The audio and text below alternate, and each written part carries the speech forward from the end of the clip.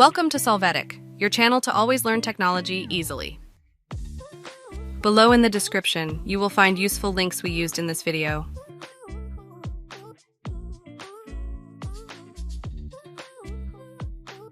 Today in Solvetic, we will see how to remove paragraph symbols in Word.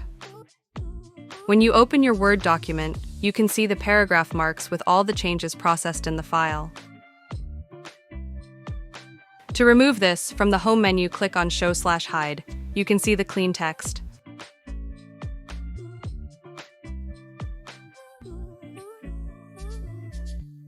Hey, remember to subscribe Solvetic channel.